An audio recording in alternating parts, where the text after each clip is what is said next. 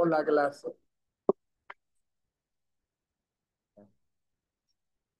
Bueno, buenas tardes. El día de hoy vamos a hacer una actualización sobre las últimas guías de sepsis,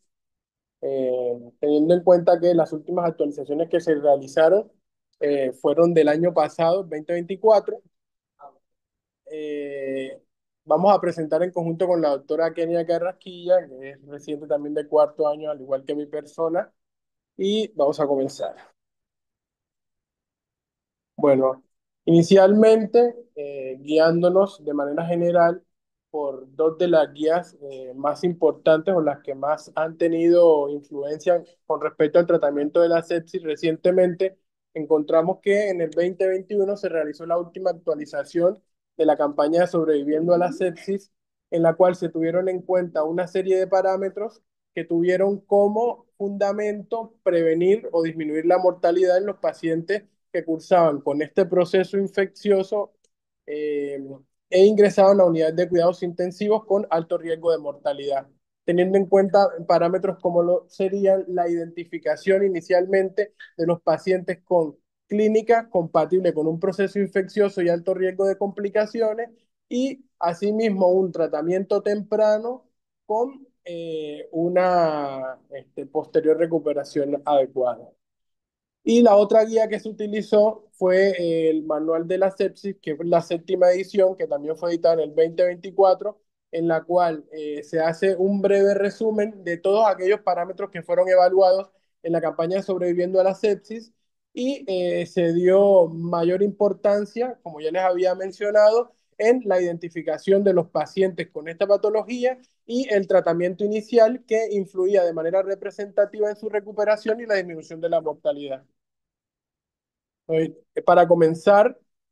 vamos a hablar sobre el concepto que hace referencia a la sepsis como una disfunción orgánica potencialmente mortal generada por una respuesta inflamatoria o disregulada ante un proceso infeccioso a nivel de huésped, que en este caso sería el propio paciente. Y posteriormente está el concepto de shock séptico, que es considerado un subconjunto de la sepsis caracterizado por la presencia de hipotensión refractaria a cristaloides y con requerimiento de vasopresores y la evidencia de un láctico mayor a 2 milimoles por litro o 18 miligramos sobre decilitro. De esta manera, podríamos identificar de manera fácil el manejo inicial y asimismo si el paciente requería un manejo mucho más complejo o intervención inmediata con el uso de vasopresores.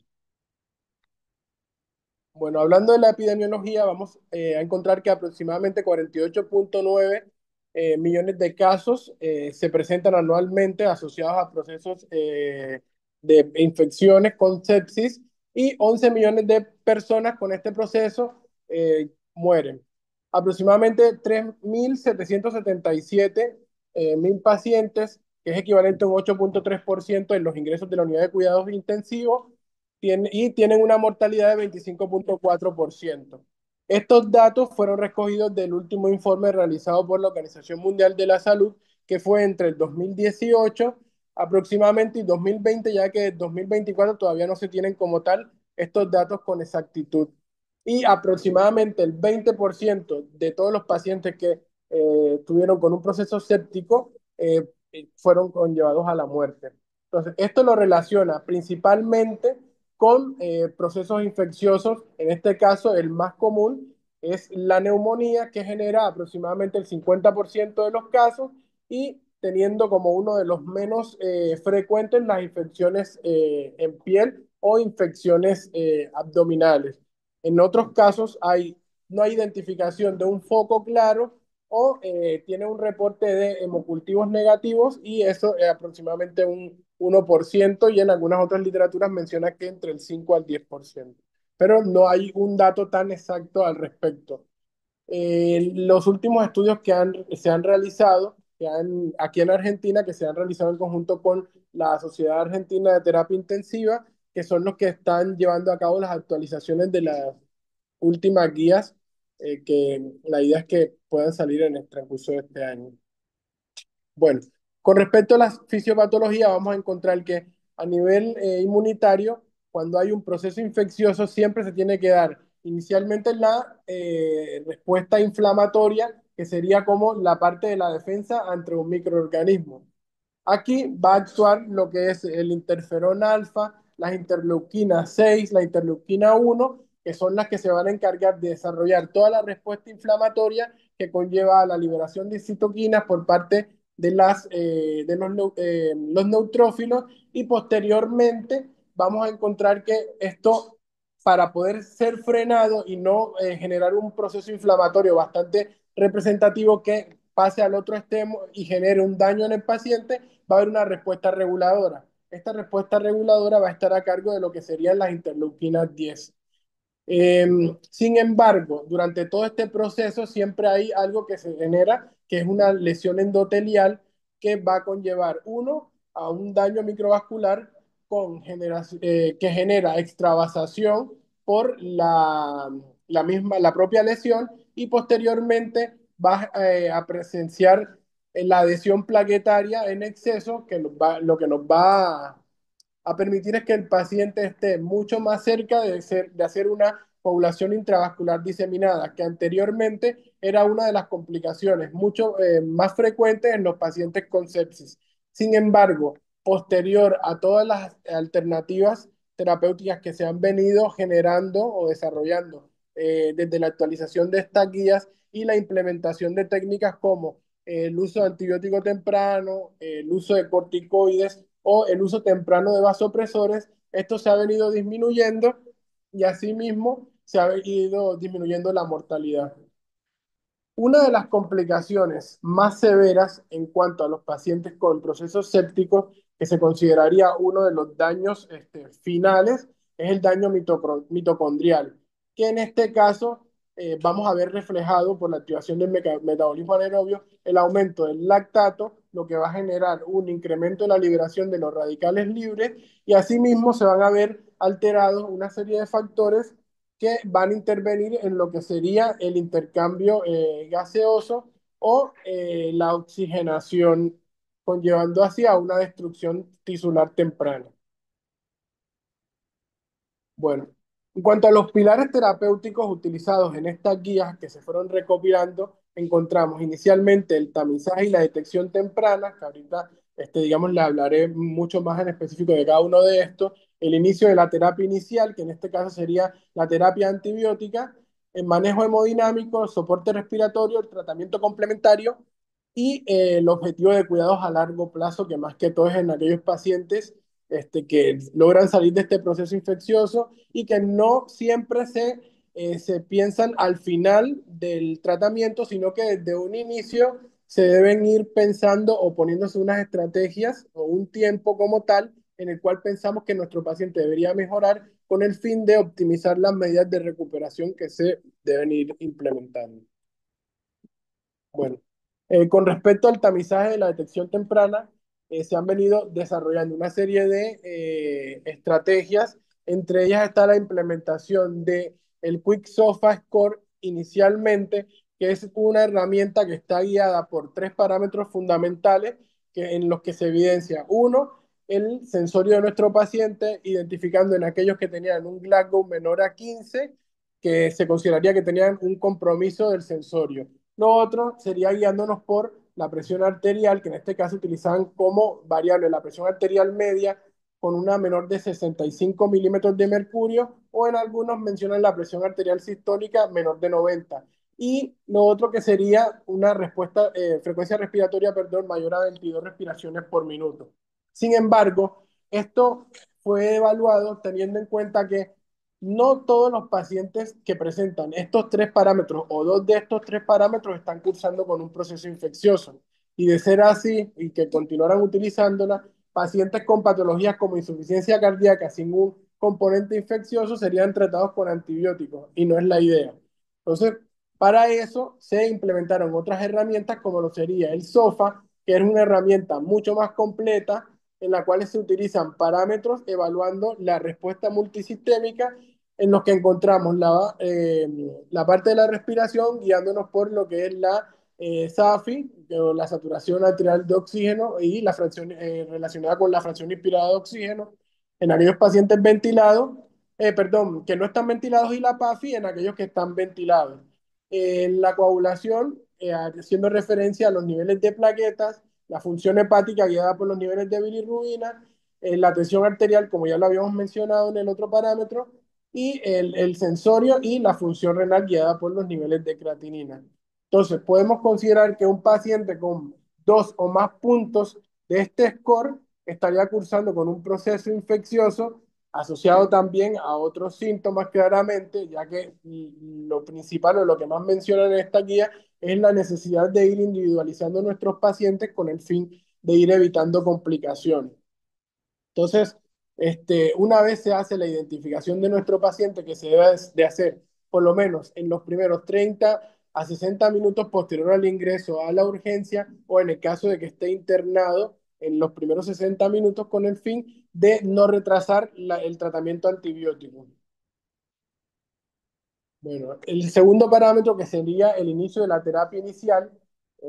como ya les habíamos mencionado, se debe hacer en la primera hora, guiándonos por el posible foco que esté siendo la causa como tal de este proceso infeccioso. Entonces, con base en esto vamos a iniciar una terapia antibiótica que lo que recomienda es que sean antibióticos de amplio espectro y posteriormente, una vez vaya resolviendo o se vaya teniendo un reporte de cultivo en el cual se identifique un germen o se tipifique, se va a ir realizando el desescalonamiento de esto. O lo otro, guiándonos por otras herramientas, como lo que ahorita lo vamos a hablar, que es el uso de la procalcitonina, que nos permite identificar si hay una infección causada por un proceso, por bacterias, asimismo realizando una modificación del tratamiento, o sea, suspendiendo el tratamiento antibiótico e iniciando con, sea una terapia antiviral o antifúngica, o en caso de que no sea como tal la causa, determinar un tratamiento más específico. Y la toma de los cultivos no debe retrasar en ningún momento el inicio del tratamiento, es lo que recomiendo. ¿Por qué? Porque se demostró que esto aumenta mortalidad aproximadamente un 50% de los pacientes. Con respecto a uno de los manejos de los cuales se habla más en la actualidad y que se podría considerar los más polémicos, encontramos la fluidoterapia, ya que inicialmente se hablaba de que la pauta era iniciar con 30 mililitros por kilo de peso con cristaloides, haciendo como más énfasis en lo que era el lactato de Ringer, la solución salina. Sin embargo, hay estudios en los que comparan la solución salina y el lactato de Ringer, y en este tipo de pacientes, por todos los trastornos hidroelectrolíticos que puede generar a largo plazo el uso de solución salina, recomiendan mucho más el lactato de Ringer. Pero la realidad es que los dos se pueden utilizar. Y eh, lo otro que hay que tener en cuenta es que no siempre se utilizan 30 mililitros por kilogramo de peso. Entonces, hay varias alternativas. Una es ir iniciando con bolos de 250 mililitros por kilogramo de peso hasta ir evidenciando una respuesta en la presión arterial media y también en la progresión clínica de nuestro paciente sin generar signos de sobrecarga hídrica hasta que hay una respuesta adecuada. Para el inicio de vasopresores o en lo que consideran una terapia o fluidoterapia efectiva, recomiendan por lo menos haber realizado por este parámetro o aproximado y es que haya una adecuada respuesta con respecto a la perfusión, a la modificación de los niveles de lactato, el aumento de la presión arterial media y mejoría del sensorio de nuestro paciente. Sin embargo, hay pacientes en los que hay que tener muy en cuenta o bueno, en todos los pacientes hay que tener en cuenta el estado de la fracción de eyección y el ventrículo izquierdo, teniendo en cuenta que entre mayor sea el compromiso, si tiene una soy deprimida, va a tener mayor riesgo de hacer sobrecarga, y esto lo que va a hacer es que nuestros pacientes puedan tener complicaciones como lo sería un edema agudo de pulmón, y si lo hacemos a largo plazo y son aquellos pacientes que tienen hipoalbuminemia, pueden generar edema intersticial y esto podría conllevar a compromiso renal, por ejemplo, postergando o generando un incremento de la mortalidad. Entonces, acá vemos que con respecto a la fase de la reanimación hídrica, está la que se debe realizar en los primeros minutos, que es considerada reanimación, después está la optimización, que es en las siguientes horas, por lo menos, la estabilización y en la desescalada de evacuación, que aquí podríamos considerar que es como una fase poliúrica también, donde el paciente ya está recuperando su estado basal, que ha recibido un tratamiento óptimo y todos sus parámetros han venido mejorando de manera representativa. ¿Qué es importante? Tener en cuenta todas las complicaciones posibles tan solo con el uso de la fluidoterapia, en las cuales encontramos, como ya les habíamos mencionado, el edema agudo de pulmón, que podría conllevar hipoxemia, también un derrame pleural, el compromiso renal por edema de asas, por la extravasación, igual que el edema cerebral y el edema tisular, que por lo general conlleva lesiones cutáneas que más adelante podrían generar procesos infecciosos graves que podrían empeorar el estado de nuestro paciente. Hay una prueba que realizamos con bastante frecuencia, que es la prueba de volumen, en la cual se realiza una elevación a 45 grados de las piernas de nuestro paciente, que esto lo que va a hacer es que va a generar un retorno de la circulación, estimando aproximadamente 250 mililitros de sangre que debería tener nuestro paciente una mejoría del 10 al 15% de la presión arterial media, llevando a una mejoría de los signos de perfusión. Si el paciente no responde con esta prueba, el riesgo de que no responda al manejo con líquidos es bastante elevado y lo que se recomienda inicialmente es iniciar con el uso de noradrenalina. Otro aspecto a tener en cuenta con respecto al uso de la noradrenalina es que hay que evaluar, uno, si el paciente tiene disfunción miocárdica, ya que esto podría generar aumento de las complicaciones y recomiendan el uso en conjunto con la dobutamina. Y en caso de que no sea así, la idea es mantener de manera constante una presión arterial media mayor a 65 milímetros de mercurio, garantizando el flujo sanguíneo cerebral adecuado. Sin embargo, a largo plazo el uso de la noradrenalina y a dosis prolongada puede generar vasoconstricción periférica, generando lesiones cutáneas, o lo otro es que también aumenta el riesgo de lesión en el endotelio vascular, por lo cual se aparecen otra de las recomendaciones que ahorita les voy a explicar, entre las cuales está el uso de los corticoides. Hablando del soporte hemodinámico y ya habiendo hablado de los líquidos, hablamos ahora de la curva de disociación de la hemoglobina. ¿Por qué? Porque el componente respiratorio en nuestros pacientes sépticos es bastante importante. Nunca se debe retrasar el uso de la ventilación mecánica, sea invasiva o no invasiva, ya que esto aumenta el riesgo de mortalidad. Entonces, acá les traigo lo que es la curva de disociación de la hemoglobina, teniendo en cuenta que la capacidad con que el eritrocito se adhiere a la concentración de hemoglobina y puede realizar el transporte de esta. Sin embargo, hay una serie de factores que en nuestros pacientes con sepsis están bastante comprometidos y si no los tenemos en cuenta, vamos a tener unos eritrocitos que realmente no van a tener ninguna adherencia a eh, el oxígeno y no se va al transporte de este y la lesión tisular se va a generar de igual manera. ¿Cuáles son estos factores? Está el dióxido de carbono, la temperatura, la glucosa 6-fosfato de deshidrogenasa y el pH, que en este caso tenemos por lo general los pacientes con sepsis con aumento de la temperatura, aumento de la producción de radicales libres y asimismo de la producción de glucosa 6-fosfato de deshidrogenasa y el aumento del dióxido de carbono, que lo que va a hacer es que va a generar un entorno ácido que va a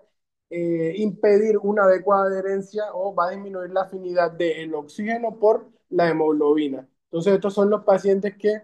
van a estar siempre mal perfundidos, que no va a tener una adecuada respuesta al tratamiento antibiótico ni una mejoría clínica y el sensorio nunca va a mejorar, por lo tanto, no se va a poder permitir una adecuada oxigenación o progresión de la clínica.